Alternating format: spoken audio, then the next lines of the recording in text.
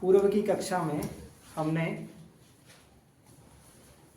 शाखाएं, वेदों की जो प्रसिद्ध शाखाएं, प्रसिद्ध मतलब जो उपलब्ध हैं, उनके बारे में पढ़ा है। उसके अतिरिक्त हमने वो भी जाना कि वेद का काल निर्धारण किन किन विद्वानों ने किया है। आज हम संहिताओं के विषय में और थोड़ा डीप जाके पढ़ेंगे। मैंने बताया था कि इनको वेदों को संहिता नाम से भी कहा गया है। ऋग्वेद संहिता, यजुर्वेद संहिता, सामवेद संहिता, अथर्ववेद संहिता। तो ऋग्वेद के विषय में अभी इतना जान लीजिए, उस दिन भी मैंने बताया था कि ऋग्वेद संहिता जो है वो विश्व की प्राचीनतम ग्रंथ है। ऋग्वेद संहिता जो है, ऋग्वेद जो है वो विश्व का प्राचीनतम ग्रंथ है और इसको एक अन्य नाम से दशतई नाम से भी जाना जाता है। तो आपको ये प्रश्न पूछ सकते हैं कि दशतई किस वेद का नाम है? तो दशतई ऋग्वेद का नाम। इसमें 10 मंडल भी हैं। और पतंजलि ने, जो हमारा रिपीट हो रहा है, पहले बताया है, पतंजलि ने ऋग्वेद की 21 शाखाएं बताई हैं। चरण व्यू के रचयिता शौनक जो हैं, उन्होंने ऋग्वेद की 5 मुख्य शाखाएं बताई है। उस दिन मैंने 2 ही बताया था, 2 उपलब्ध होती हैं, लेकिन 5 प्रमुख शाखाएं कौन कौन सी हैं? तो पहली है शाकल, उसके बाद वाष्कल, आश्वलायन, शांखायन और अंतिम है मांडूकायन। मैं एक बार फिर रिपीट कर रहा हूं, शाकल, वाष्कल, आश्वलायन, शांखायन और मांडूकायन। शाकल जो है वो उपलब्ध हमें होती है इस समय। ऋग्वेद के मुख्य रूप से 2 तरह के विभाजन हमें देखने को मिलते हैं। एक अष्टक क्रम है और दूसरा मंडल क्रम है। मतलब वो अष्टक में भी विभाजित है और मंडलों में भी विभाजित है। इस अनुसार ऋग्वेद में 8 अष्टक हैं। अष्टक है तो अष्ट से 8 अष्टक हैं, 64 अध्याय हैं और 2006 वर्ग हैं। इनमें से कहीं भी प्रश्न बन सकता है, अध्याय कितने हैं, वर्ग कितने हैं। तो मंडल में 10 मंडल हैं और उस मंडल क्रम में 85 अनुवाक हैं।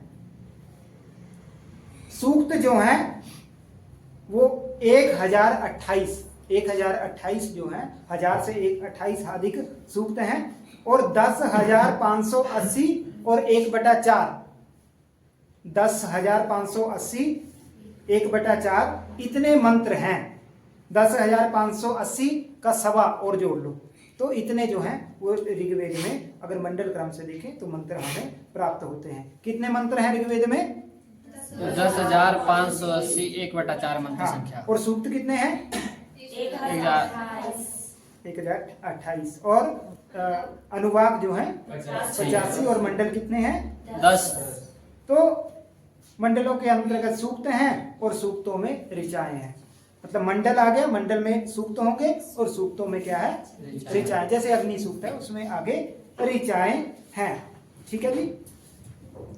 तो पहला सूक्त कौन है जो मैंने आपको बताया था ऋग्वेद का? अग्नि सूक्त। अग्नि सूक्त जो है वो प्रथम सूक्त है और अंतिम सूक्त जो है वो संज्ञान सूक्त। संज्ञान सूक्त जो है वो अंतिम सूक्त है।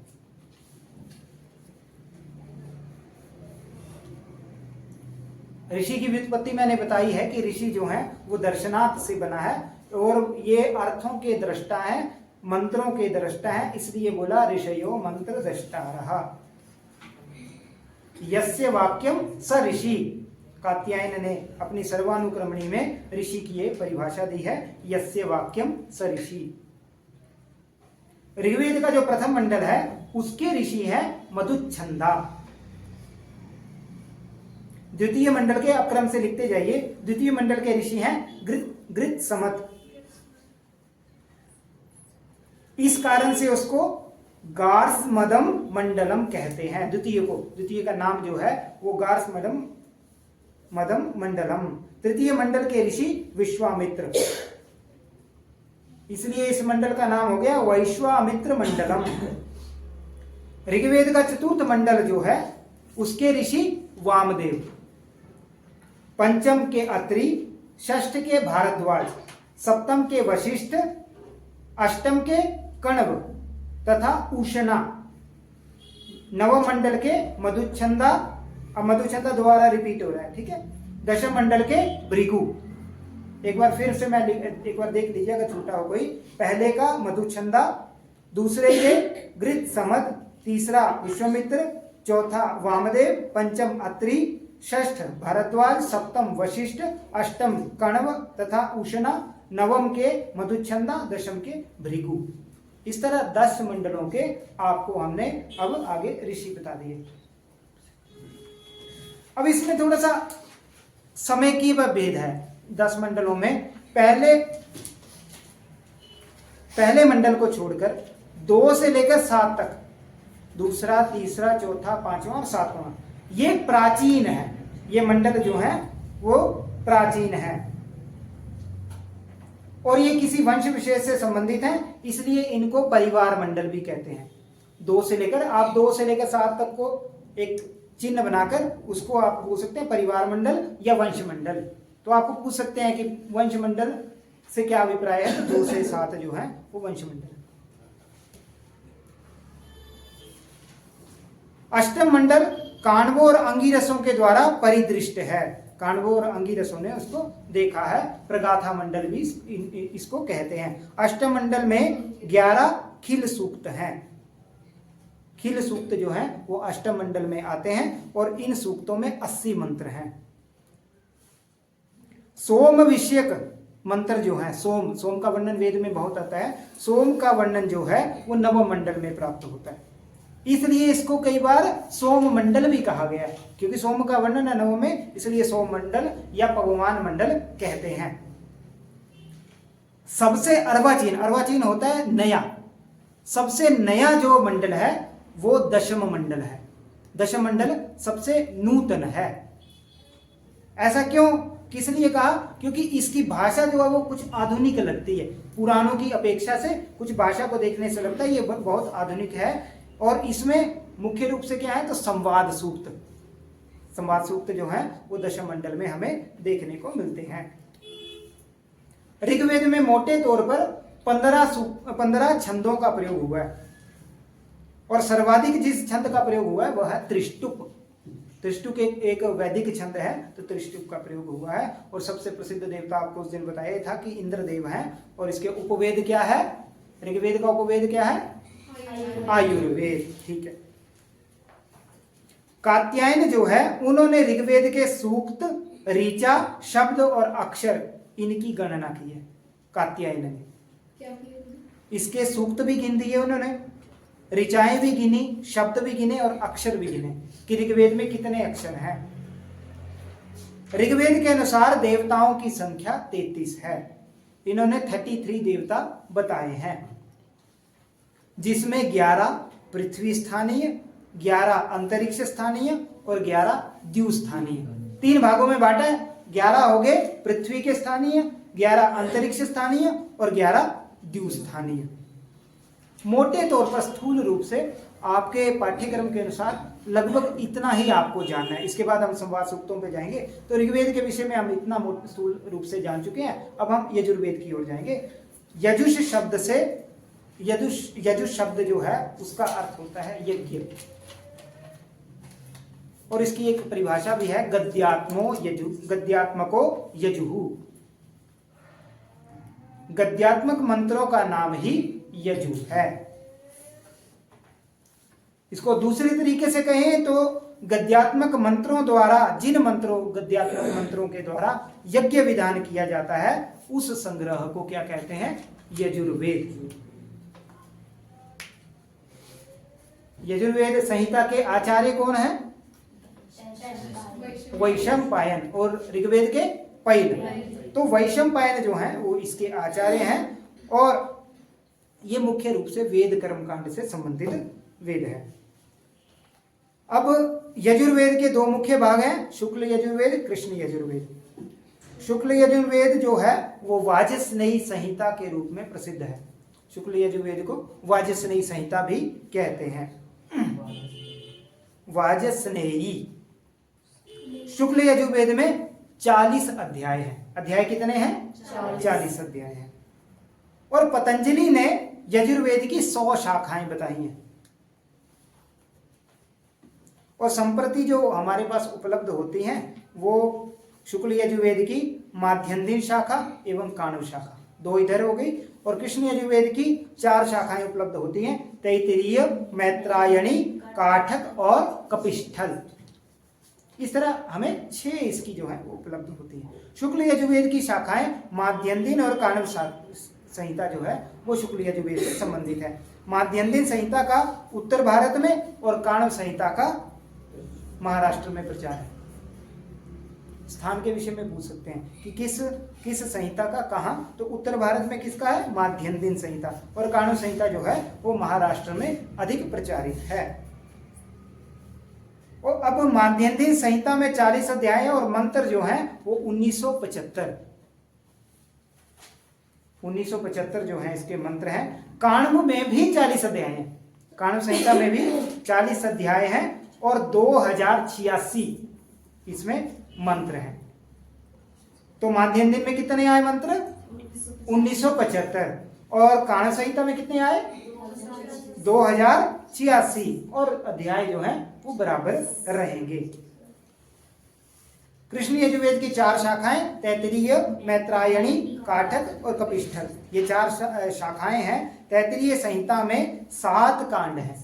तैत्तिरीय संहिता जो है उसमें कांडों की संख्या कितनी है, 7। हाँ आगे बताएंगे ना। तो 7 कांड हैं, 44 प्रपाठक हैं और 631 अनुवाक। फिर से रिपीट कर रहा हूं, तैत्तिरीय संहिता में 7 कांड, 44 प्रपाठक, 631 अनुवाक हैं। दूसरी संहिता की बात करें, मैत्रायणी संहिता, तो इसमें 4 कांड हैं, 54 प्रपाठक हैं और 2144 इसमें मंत्र हैं। अब काठक संहिता की बात करें तो इसमें 40 स्थानक हैं, 843 अनुवाक और 3091 मंत्र। अंतिम है कपिस्थल शाखा, हमने 3 का वर्णन कर दिया। अब अंतिम कपिस्थल शाखा, इसमें 6 अष्टक हैं और 48 अध्याय। ठीक है, आगे चले। शुक्ल यजुर्वेद में चातुर्मास यज्ञ का वर्णन आता है। ऐसा प्रश्न आ सकता है, चातुर्मास यज्ञ का वर्णन किस वेद में है? तो चातुर्मास वर्ण जो 4 मास तक चलता है, 4 महीने तक यज्ञ जो चलता है, उसका वर्णन कहाँ आ रहा है? यजुर्वेद में, शुक्ल यजुर्वेद में।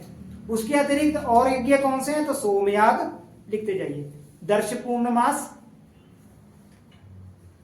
अग्निहोत्र, राजसूय, सौत्रामणि, अश्वमेध। दर्श पूर्णमास के बाद अग्निहोत्र, उसके बाद राजसूय, सौत्रामणि और अंतिम है अश्वमेध। इन यज्ञों का वर्णन जो है वो शुक्ल यजुर्वेद में हमें मुख्य रूप से प्राप्त होता है। यजुर्वेद के प्रथम 2 अध्याय में दर्श और पौर्णमास इष्टियों से संबंधित मंत्र हैं। दर्श और पौर्णमास, कई बार ये प्रश्न पूछा गया यूजीसी नेट में, दर्श का अर्थ क्या है? तो दर्श अर्थात अमावस्या। तृतीय अध्याय में अग्निहोत्र और चातुर्मास्य के मंत्रों का संकलन है। अब 4 से 8 जो अध्याय है, 3 तक तो हमने बात कर ली, 4 से 8 में सोमयाग है या सोम यज्ञ बोल लीजिए, पशु यज्ञ और वाजपेय यज्ञ। ये 3 यज्ञों का वर्णन जो है वो हमें 4 से 8वें अध्याय में प्राप्त होता है। 31वें अध्याय मैं प्रमुख बता रहा हूं, जो प्रमुख चीजें आती हैं मुख्य रूप से परीक्षाओं में पूछी जाती है। तो 31वें अध्याय में पुरुष सूक्त है और 34वें अध्याय में शिव संकल्प सूक्तम, तन्मे मनः शिव संकल्पमस्तु। ये जो मंत्र हैं ये शुक्ल यजुर्वेद का 34वें अध्याय में हमें प्राप्त होते हैं। शिव संकल्पमस्तु,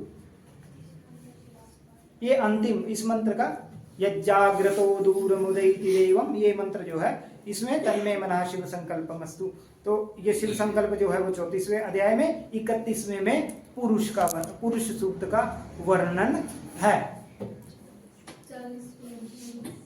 31वें में। और तो पुरुष सूक्त में सृष्टि के आरंभ की पूरी सृष्टि का वर्णन जो है वो पुरुष सूक्त में हमें प्राप्त होता है। शुक्ल यजुर्वेद का जो 40वां अध्याय है उसका नाम है ईशावास्योपनिषद। छोटा सा उपनिषद है, 18 मंत्र हैं, लेकिन बहुत ही महत्वपूर्ण है, जिसका पहला मंत्र है ईशावास्यमिदं सर्वं यत्किंच जगत्याम जगत तेन त्यक्तेन भुंजितः मा गृधः कस्यत् स्विद्धनम। तो मुख्य रूप से यजुर्वेद में हम इन चीजों को पाते हैं। अब यदि सामवेद की बात करें तो वेद का गीति भाग जो है वो सामवेद है। गीति भाग किसे कहा जाता है? सामवेद को कहा जाता है। इसलिए कई लोग इसको गीति वेद भी कहते हैं। पतंजलि ने इसकी 1000 शाखाएं बताई हैं, 1000 शाखाएं बताई हैं। सहस्रवर्त्मा सामवेद, ऐसा उन्होंने शब्द का प्रयोग महाभाष्य में किया है।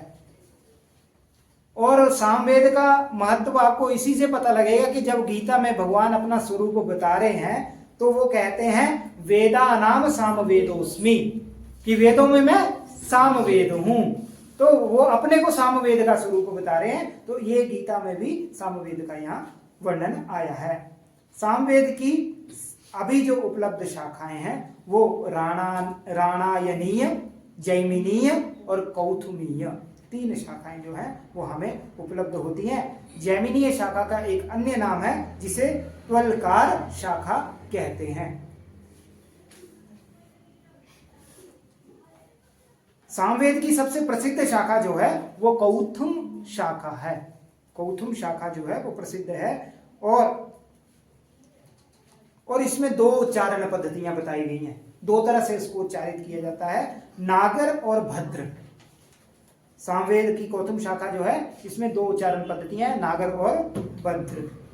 कौथुम शाखा जो है वो गुजरात में प्रचलित है। इसके अतिरिक्त जैमिनीय जो है वो कर्नाटक में और राणायनीय जो है वो महाराष्ट्र में। कौथुम गुजरात, जैमिनीय कर्नाटक और राणायनीय महाराष्ट्र में। सामवेद में जो ऋचा समूह है उसको जो नाम दिया गया है वो नाम है आर्चिक। इस आधार पर सामवेद के 2 भेद हो गए हैं, पूर्वार्चिक और उत्तरार्चिक। जैसे वहां शुक्ल यजुर्वेद, कृष्ण यजुर्वेद था, यहाँ पूर्वार्चिक और उत्तरार्चिक।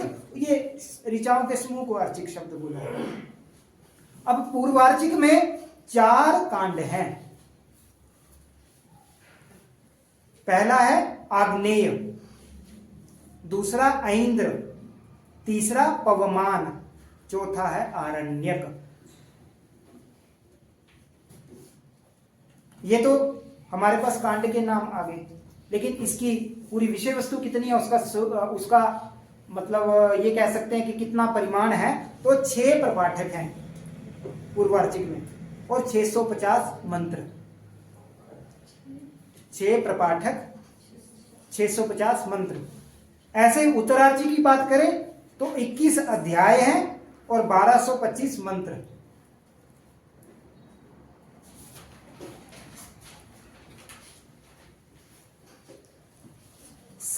सामार्चिकों के अतिरिक्त ये जो अर्चिक आए, इसके अतिरिक्त दूसरा प्रधान भाग जो है सामवेद में वो है सामगान।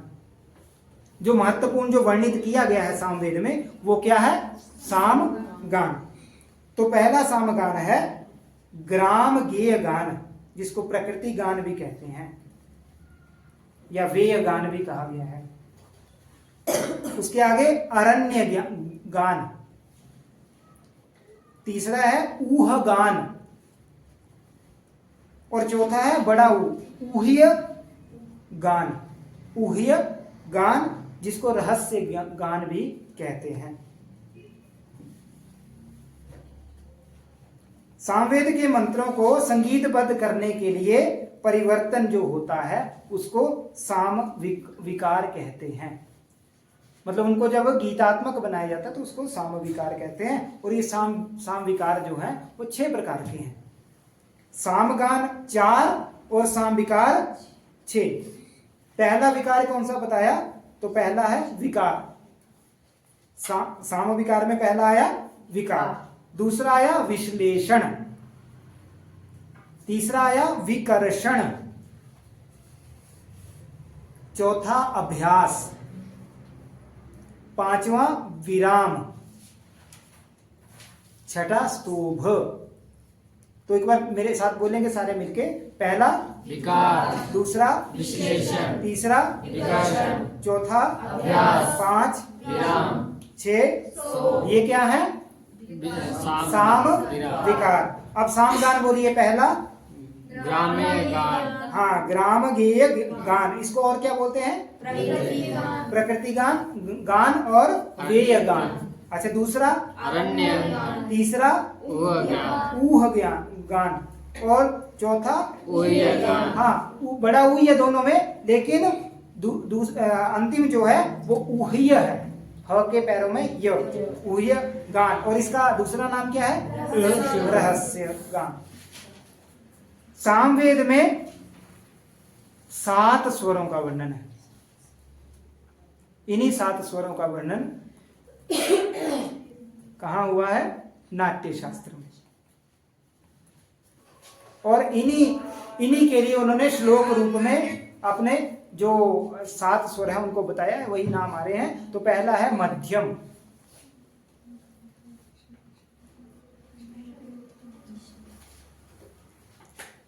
दूसरा है गांधार, तीसरा है ऋषभ, चौथा है षडज, पांचवा है निषाद, छठा दैवत और सातवां है पंचम। मध्यम, गांधार, षडभ, ऋषभ, षड, निषाद, दैवत और पंचम। सामवेद में 49 प्रकार की तान बताई गई हैं।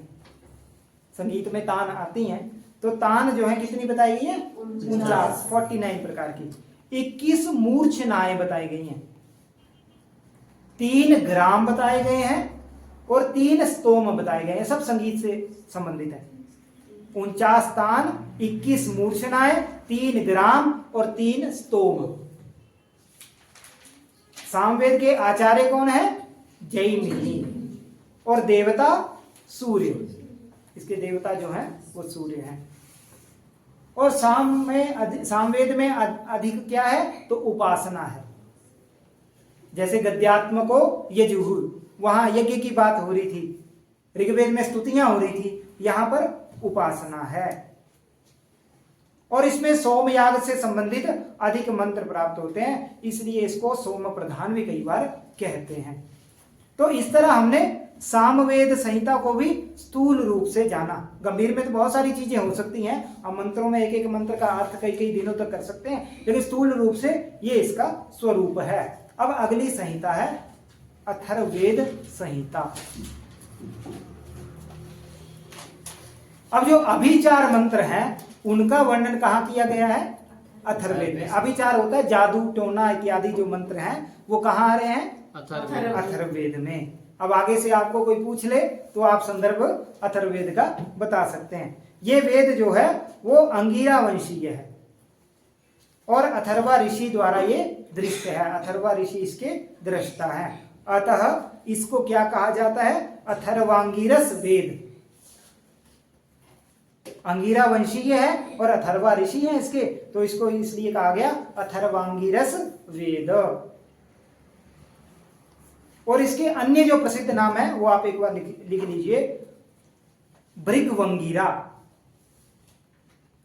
भृगुवंगिरा, भृगवंगिरा, है ना। अगला है क्षत्रवेद, क्षत्रवेद, भैषज्य वेद, भैषज्य वेद। चौथा है छंदो वेद, पांचवा है मही वेद।